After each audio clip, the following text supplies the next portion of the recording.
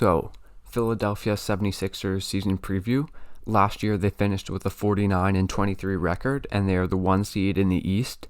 In the first round, they beat the Washington Wizards, but in the second round, they lost to the Hawks in 7 games in a series that they really should have won.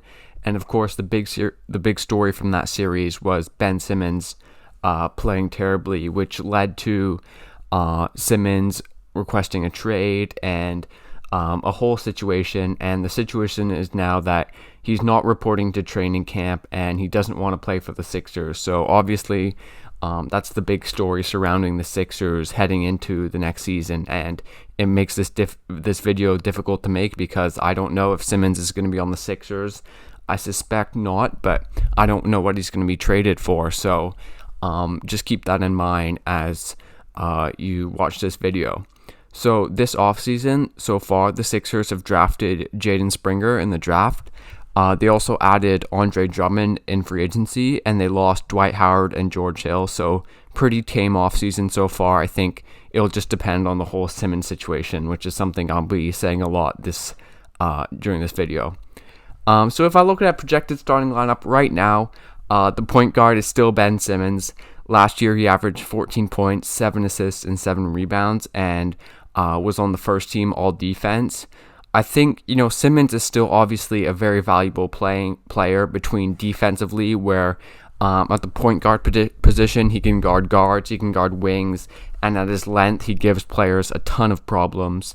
Offensively, I think in transition, he's still very dynamic. He's a good passer, but there is no denying that his inability to shoot does hurt the Sixers offense when, he can just be ignored or he's hurting the spacing. And, that's a problem that's never really been solved. And I don't think it really is going to be solved. So, I think, it just depends on if he'll be traded and what he'll be traded for. But right now, he's still the Sixers point guard. Could the Sixers go into the season with Simmons?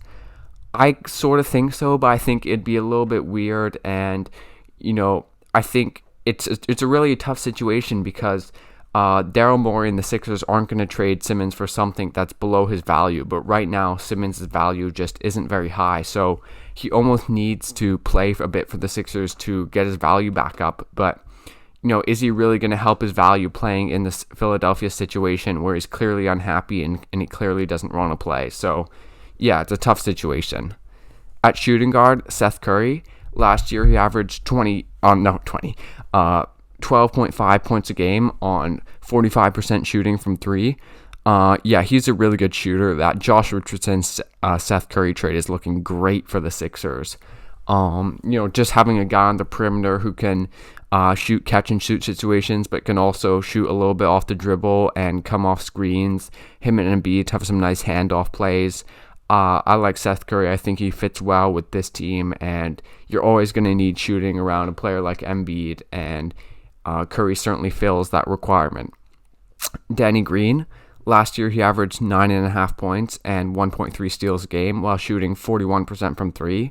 And, still at this point in his career, he's a solid 3-and-D player. He's not going to give you much apart from that, but, being a passable defender, decent size, and an offensively the corner threes, and he can't really shoot off the move anymore or you can't dribble or anything like that, but still a solid defender and still a solid 3-point shooter. Tobias Harris, who last year averaged 19.5 points, 7 rebounds, and 3.5 assists. I think Tobias, this should be an interesting season because if they don't have Simmons, let's say like for the start of the season, he's still holding out and waiting to be traded. It'll be interesting to see how Harris adapts to being, really the second option where, he has more pressure on him. I think, in this like second/third option role, he's been good between his shooting and his mid-range and his shot creation. So I think, he's been solid, and he fits decently with Embiid because he can space the floor, and you sort of need some other guys on the perimeter who can like dribble the ball, and he can do that. But it'll be interesting to see how his game adapts if Simmons isn't there. And then at center, Joel Embiid. Last year, 28.5 points a game, 10.5 rebounds, was second in MVP and may have won if he stayed healthy. I think, he's just a great player.